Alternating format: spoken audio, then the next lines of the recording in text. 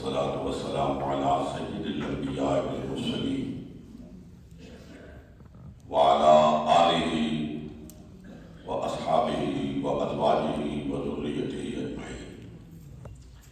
أما بعد فأعوذ بالله من الشيطان الرجيم. بسم الله الرحمن الرحيم. إن الله وملائكته يصلون على النبي يا أيها الذين آمنوا صلوا عليه وسلموا تسليما. اللهم صل وسلم وبارك على سيدنا ونبينا ومولانا محمد وبارك وسلم وصل عليه. الصلاة والسلام عليك يا رسول الله. الصلاة والسلام عليك يا حبيب الله. الصلاة والسلام عليك يا شفيع المذنبين. الصلاة والسلام عليك يا رحمة للعالمين. انتہائی قابل احترام، لائق سخت عزت و احترام میرے انتہائی عزیز حضرت پیر سلطان العارفین صاحب دامت برکاتہم العالیہ،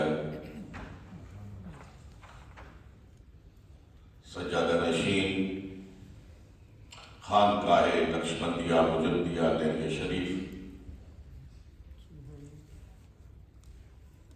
لائق صد عزت و احترام علماء کرام، برادران اسلام، آج ایک عرصے کے بعد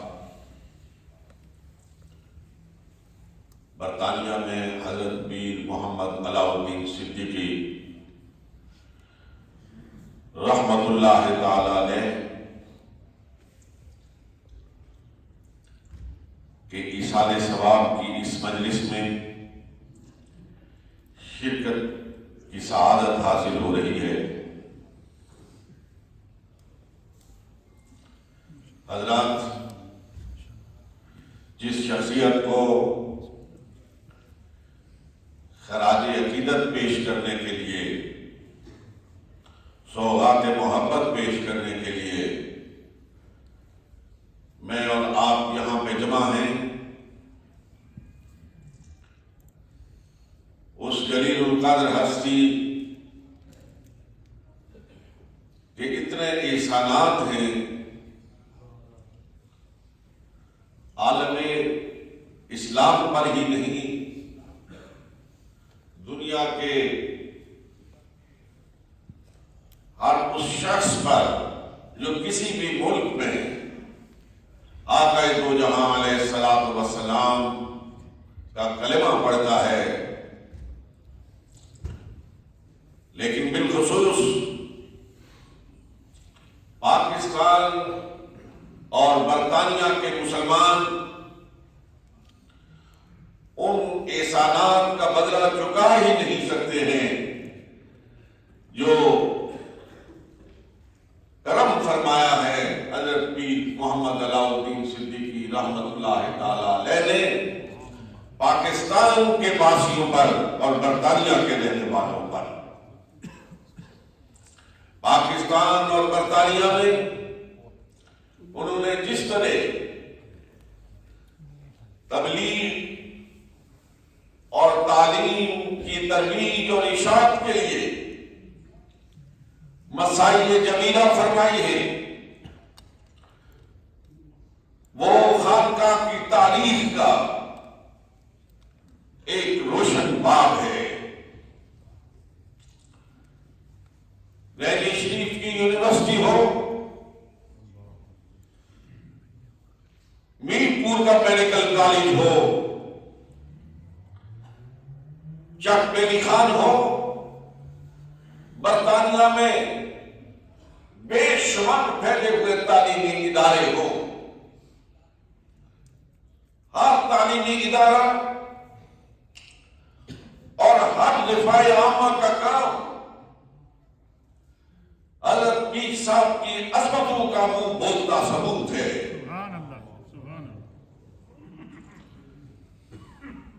وہ ایک ہمہ جہت شخصیت تھی، وہ معلم تھے، وہ مربی تھے، وہ مزکی تھے، وہ مصلح تھے۔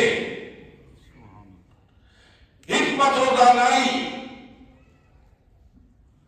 ان کے ہونٹوں کے بوسے لیا کرتی تھی۔ انہوں نے مسلمانوں کے پیش آمدہ مسائل میں ہر موڑ پر جس جرأت کے ساتھ، جس ہمت کے ساتھ اور جس بے باکی کے ساتھ رہنمائی کا سامان فراہم کیا ہے، وہ بھی تاریخ جرأت کا ایک مستقل باب کی حیثیت رکھتا ہے۔ حضرات محترم، حضرت پیر محمد علاء الدین صدیقی جیسی شخصیت صدیوں بعد پیدا ہوتی ہے، اور آپ اور میں وہ خوش قسمت لوگ ہیں جن کو ان کی رفاقت اور معیت نصیب ہوئی۔ حضرت پیر سلطان العارفین دامت برکاتہ العالیہ بھی اپنے والد کے مشن پر کاربند ہیں۔ ان کے قدموں کو چوم کر اسی منزل کی جانب رواں دواں ہے جس کا تعین ان کے جلیل القدر والد نے کیا تھا۔ میرے انتہائی قابل احترام سامعین محترم، نیب شریف سے تعلق رکھنے والے بانصیب اور باکمال مریدین باصفا لائق سخت تحسین ہے کہ کل بھی وہ پیر صاحب کے ساتھ ان کے اہداف کے حصول کے لیے اور ان کے مشن کی تکمیل کے لیے اپنی کوششیں بروئے کار لا رہے تھے، اور آج بھی وہ اسی ہمت کے ساتھ، اسی جان سے پاری کے ساتھ، اسی جوش اور غلبے کے ساتھ ان اہداف کے حصول کے لیے اور منزل سے ہمکنار ہونے کے لیے گامزن ہے۔ میری دلی دعا ہے اللہ رب العالمین آپ کو اپنے مقاصد کے حصول میں کامیابی اور کامرانی سے ہمکنار فرمائے۔ اور پیر صاحب نے جو علم کی مشعل، جو روحانیت کی مشعل جلائی تھی، ہر لحظہ اور ہر لمحہ اس کی لو تیز تر ہوتی رہی۔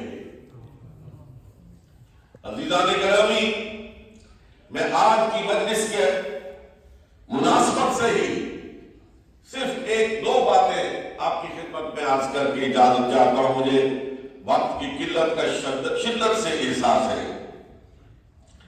حضرات،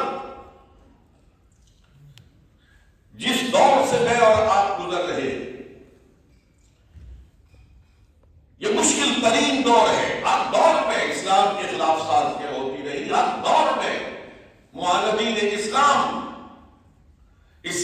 کے خلاف صف بند رہے ہیں، لیکن آج کے دور میں جو فضا بنائی جا رہی ہے، جو اسلام اور داعی اسلام ختم المرسلین جناب محمد رسول اللہ صلی اللہ علیہ وسلم کے خلاف تانا بانا بنا جا رہا ہے، حضرات محترم، وہ انتہائی خوفناک ہے، وہ انتہائی دل آزار ہے، وہ انتہائی تکلیف دہ ہے۔ میرے انتہائی قابل احترام سامعین محترم، یوں تو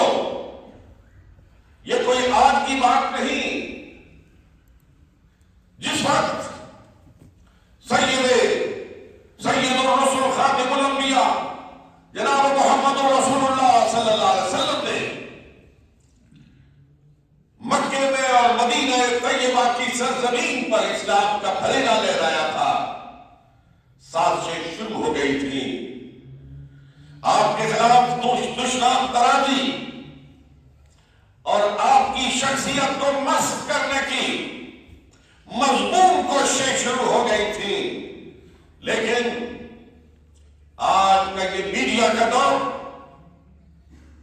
یہ الیکٹرانک میڈیا، یہ پرنٹ میڈیا، یہ سوشل میڈیا اس ڈراؤنی سازش کو عام کرنے کے لیے جس طرح استعمال ہو رہا ہے، زمانے کو پہلے یہ ذرائع میسر نہیں تھے۔ انتہائی قابل احترام سامعین محترم، اسلام کے چہرے کو مسخ کیا جا رہا ہے۔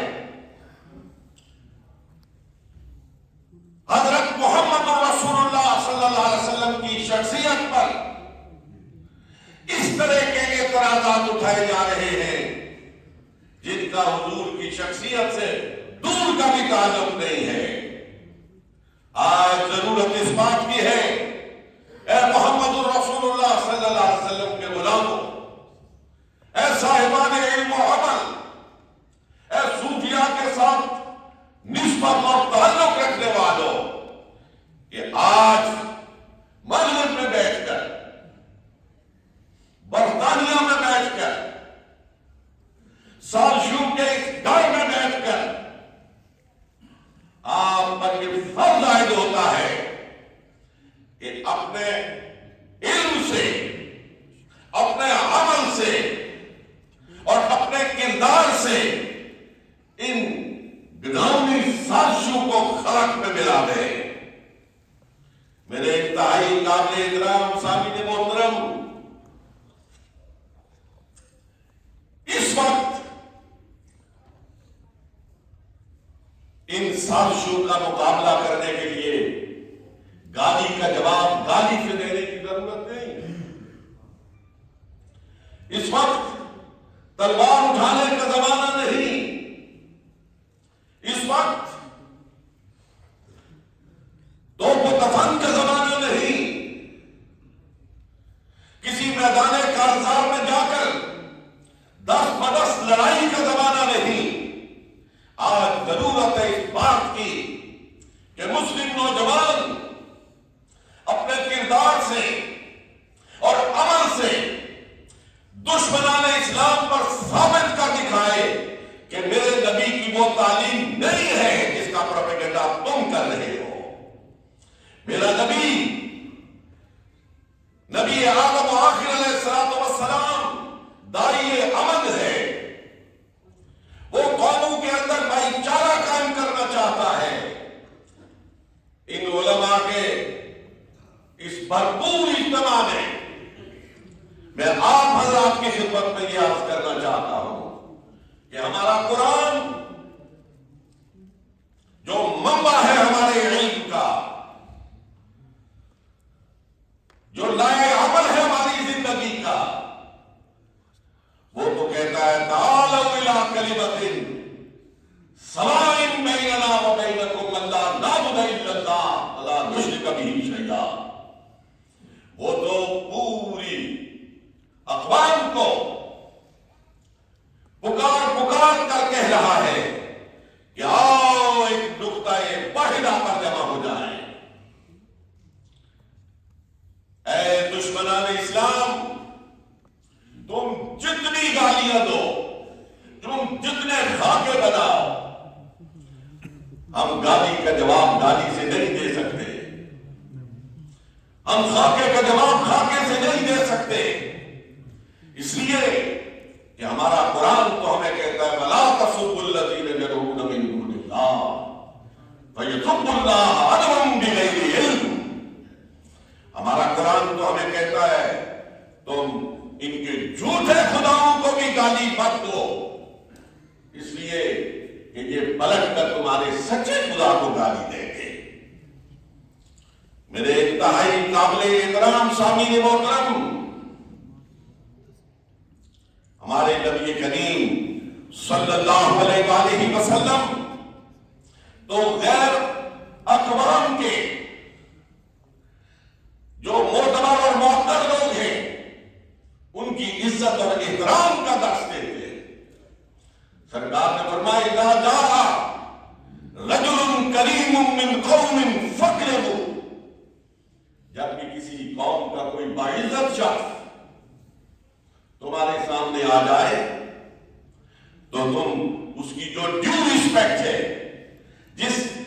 اور احترام کا وہ مستحق ہے، وہ عزت اور احترام بجا لاؤ۔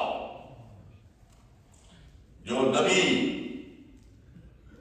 باہر سے آنے والے دوسرے مذاہب کے لوگوں کے لیے اپنی مسجد کے دروازے کھول دے اور اپنی مسجد کے صحن میں ان کے لیے خیمے لگا دے، اس نبی پر دشنام درازی اور اس کے خاکے بنانا، اس سے بڑی ذلت اور رسوائی کوئی نہیں ہو سکتی۔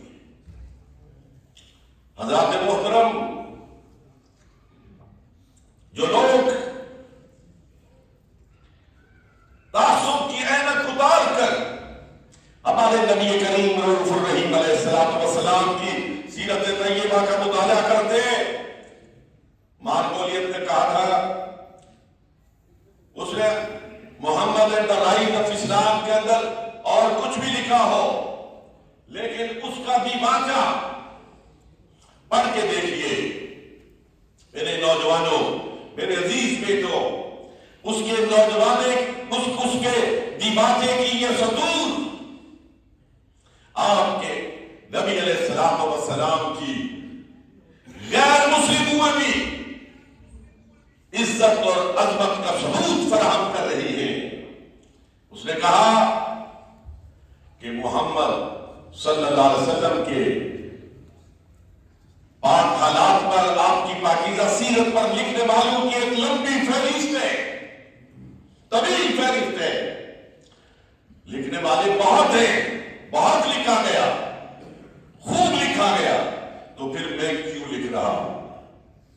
میں کیوں لکھ رہا ہوں؟ اس نے کہا میں اس لیے لکھ رہا ہوں کہ محمد الرسول اللہ صلی اللہ علیہ وسلم کے لکھنے والوں کی فہرست میں میرا نام بھی شامل ہو جائے۔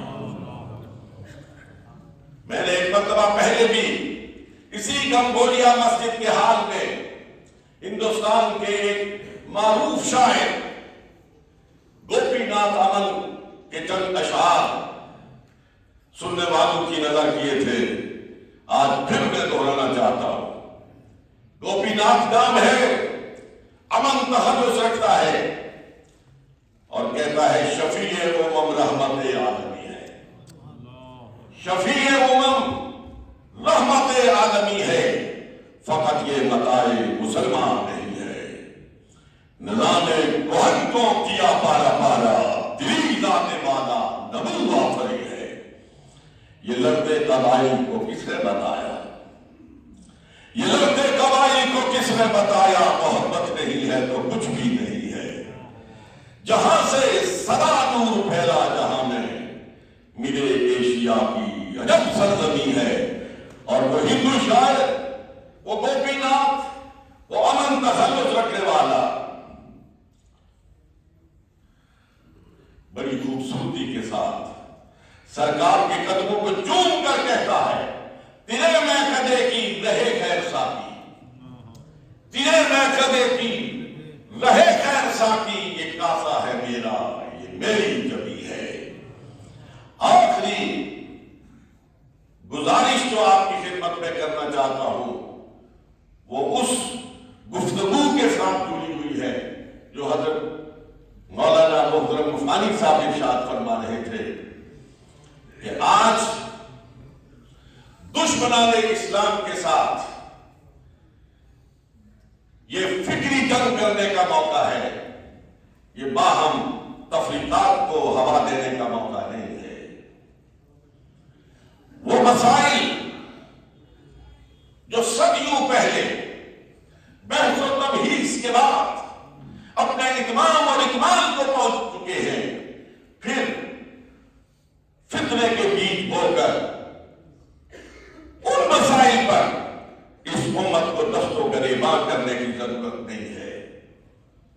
میں نے پہلے بھی ایک بات کہی تھی، آج بھی اس بات کو دہراتا ہوں کہ ہمارا دین ایک نسل سے دوسری نسل کو منتقل ہوا ہے۔ ہمارا دین کتاب سے نہیں، عمل سے منتقل ہوا ہے۔ ایک نسل نے دوسری نسل کو یہ دین منتقل کیا ہے۔ میرے عزیزوں، میں میرے بھائیوں، نت نئے فتنوں میں پڑنے کے بجائے جو پہلی نسل نے آپ کو دین دیا تھا، اسی دین کو اپنا شعار بنا کر اپنی زندگی گزارو۔ یہ زندگی بھی تمہاری ہوگی، اگلی زندگی بھی تمہاری ہوگی، اور اپنے آقا علیہ الصلوۃ والسلام کے ساتھ تعلق کو مضبوط سے مضبوط تر بناؤ۔ میں ہوا کے دوش پر آپ سب کا پیغام روضہ اقدس پہ پہنچانا چاہتا ہوں۔ آسی جون پوری کا ایک شعر ہے، اس نے کہا تھا یہ میری آواز ہے، یہ آپ کی آواز ہے، یہ ہم سب کی آواز ہے، یہ علماء کی آواز ہے، یہ عوام کی آواز ہے۔ وہاں پہنچ کے یہ کہنا صبا سلام کے بعد، وہاں پہنچ کے یہ کہنا صبا سلام کے بعد، تیرے نام کی رنگ ہے خدا کے نام کے بعد۔ وآخر دعوانا ان الحمد للہ